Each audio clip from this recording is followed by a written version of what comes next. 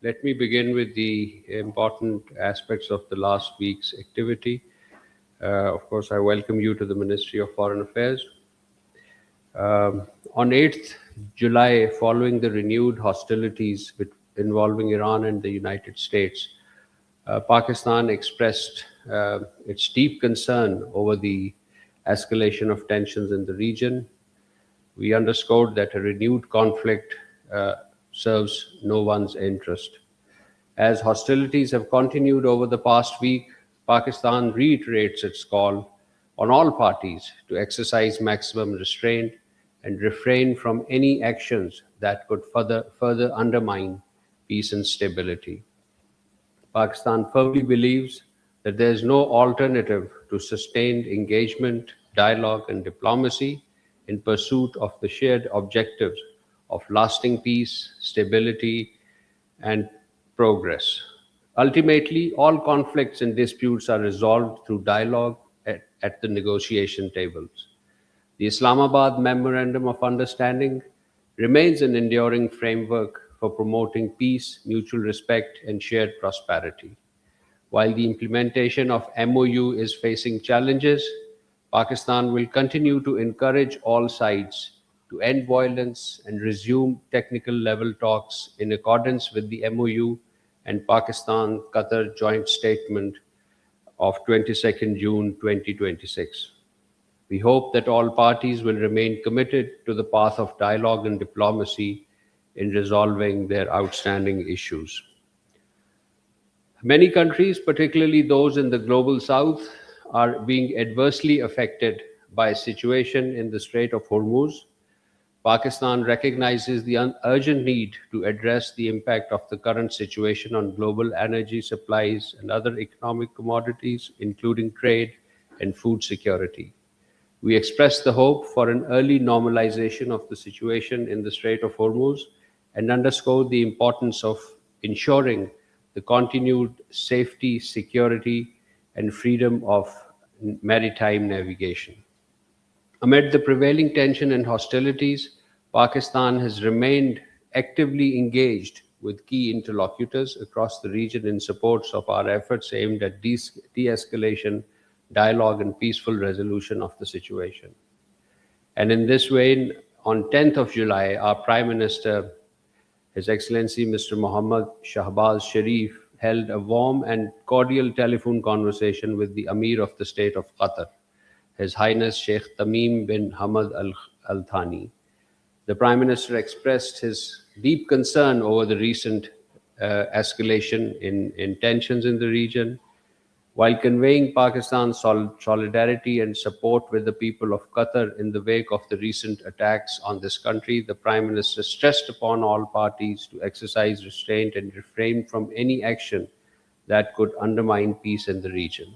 The two leaders agreed upon the importance of sustained diplomatic engagement and dialogue and adherence to the commitments made by all parties under the Peace Islamabad Memorandum. His Highness the Amir thanked Pakistan's leadership for playing an active role, a leading role for peace in the region, and assured him of Qatar's continued support in this regard. And on the same day, our Prime Minister held telephone conversation with the President of Iran, His Excellency Dr. Masoud Pezeshkian. During the warm and cordial telephone conversation, the Prime Minister expressed deep concerns over the recent escalation in tensions in the region and underscored the urgent need to restore regional peace and stability. He called on Iran and all other partners to exercise restraint and refrain from any action that could jeopardize the hard-earned peace achieved over the past 2 or 3 weeks. President Pezeshkian, on his part, reaffirmed Iran's commitment to peace and appreciated Pakistan's constructive support and sincere efforts for regional stability.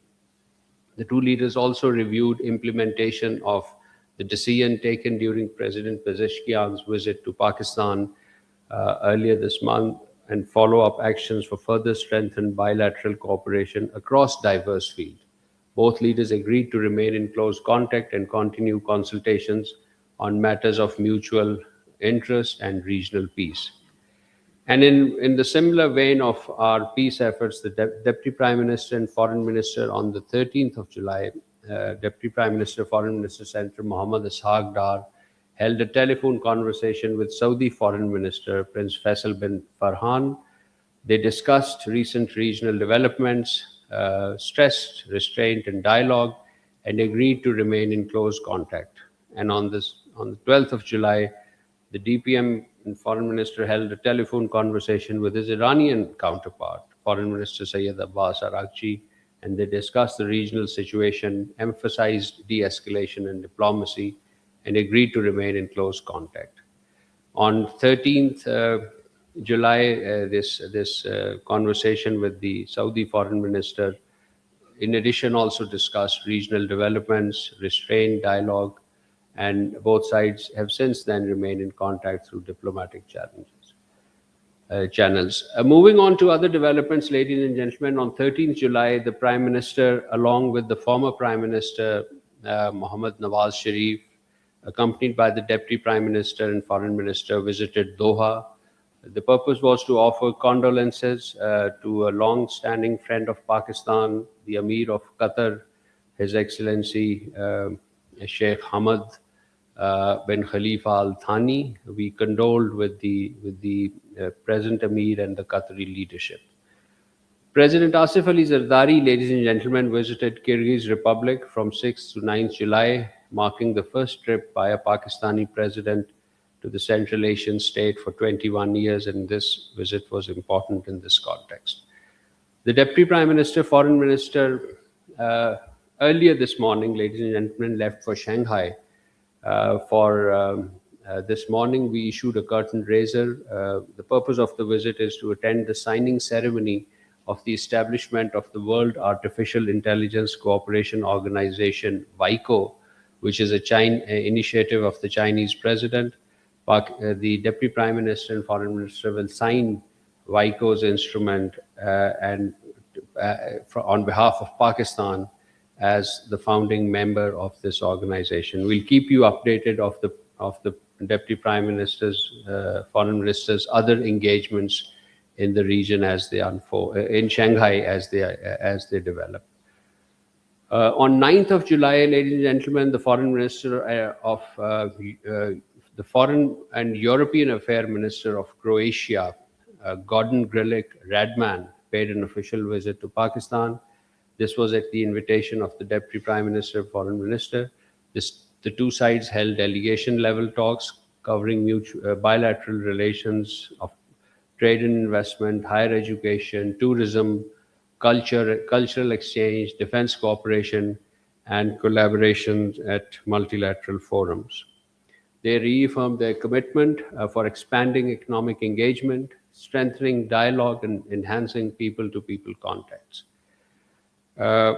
Ladies and gentlemen, the 9th OIC conference for women was held in Islamabad this week.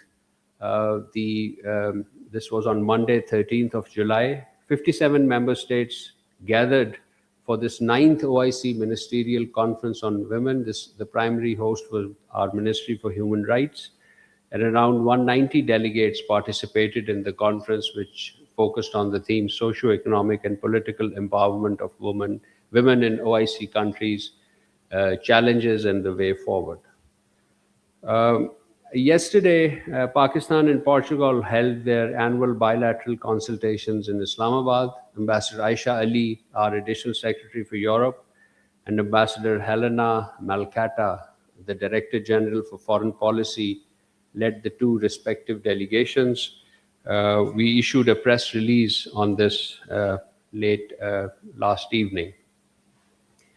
On 30th June, ladies and gentlemen, finally, let me tell you that on 30th June, Pakistan had submitted its 7th National Report on the implementation of the United Nations Security Council Resolution 1540 to the chair of the United Nations Committee on 1540. This committee, ladies and gentlemen, in 2004, Security Council adopted a resolution 1540 on proliferation of weapons of mass destruction. So, under this, as a result, pursuant to this resolution, a Security Council's Committee on 1540, it's called the 1540 Committee, was established. And Pakistan has been reportedly sending its national reports on our legal and administrative measures taken in by Pakistan to prevent proliferation of nuclear, chemical, and biological weapons and their means of delivery. And in this regard, we outlined our elaborate national legislative, physical protection, border controls, and export controls to prevent such proliferation. Since its inception in 2004, this is the seventh report. So, in the last 22 years, you could see that on the average, we have been submitting its report roughly every 3 years. So, this is an important development that I wish you to be informed of. And it shows Pakistan's credentials as a responsible state, responsible nuclear weapon state, fulfilling its international commitments with regards to non-proliferation. I'll conclude my opening statement, and the floor is